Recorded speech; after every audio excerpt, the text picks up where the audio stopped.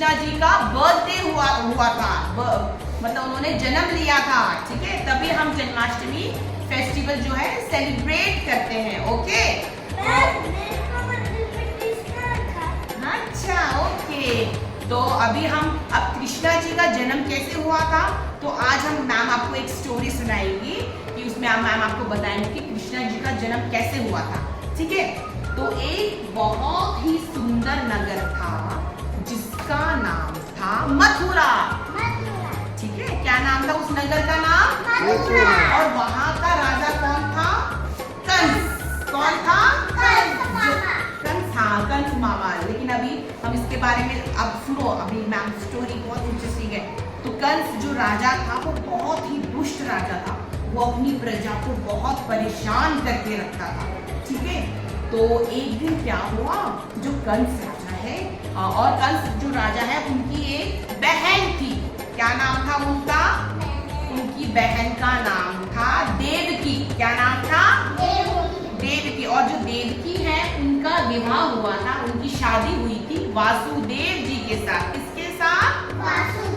वासुदेव। ये कंस है, ये उनकी बहन है देवकी, और ये कौन है? वासुदेव जी, ठीक है। इनकी शादी वासुदेव जी के साथ हुई थी। तो एक बार क्या हुआ, जो कंस राजा है उनको आकाशवाणी हुई, और उनको आकाशवाणी में क्या बोला कि हे दुष्ट कंस, हे अत्याचारी कंस, तेरा अंत निकट है, यानी कि तुम्हारा अंत अब निकट है। तो जो कंस है वो डर गया और डर के ऐसे देखने लगा इधर उधर। तो बोला जो तुम्हारी बहन की जो 8वीं संतान होगी वो तुम्हारा अंत कर देगी। तो जो कंस है वो डर गया, और इस डर के कारण उसने क्या किया, जो अपनी बहन है और उसके जो हस्बैंड है और वासुदेव जी और जो देवकी है उनको क्या कर दिया, जेल में डाल दिया। कहाँ डाल दिया? जेल में डाल दिया, ठीक है, कि उनका जो पुत्र होगा वो ही उसका अंत करेगा। तो फिर कितने सालों तक जो ये वासुदेव जी और जो देवकी है वो जेल में रहे, और वहां पे उनके 7 पुत्र हुए। कितने पुत्र हुए? 7 पुत्र, यानी कि बेटे, उनके 7 पुत्र हुए। और तो उन्हें लगा कि वो जो जितने भी पुत्र हुए वो उनको मतलब उनका अंत कर देगा। तो उन्होंने क्या किया, उन सभी पुत्रों को, 7 पुत्रों को फेंक दिया बाहर जाके, ठीक है। फिर उसके बाद 7 पुत्र होने के बाद फिर एक बार 8वां पुत्र हुआ, देवकी जी का और वासुदेव जी का 8वां पुत्र हुआ। और वो 8वां पुत्र कौन था? कृष्णा। कौन था? कृष्णा, जिसे क्या क्या पसंद था? जिससे माखन, ये क्या है? माखन। जो माखन कौन से कलर का है? व्हाइट कलर का। उन्हें माखन पसंद था। हाँ, और ये कौन है? गैया। उन्हें गैया भी पसंद थी, है ना। और उन्हें मोर पंख, जो मोर पंख है वो भी बहुत पसंद था, और वो बांसुरी बजाते थे, है ना, वो बांसुरी बजाते थे।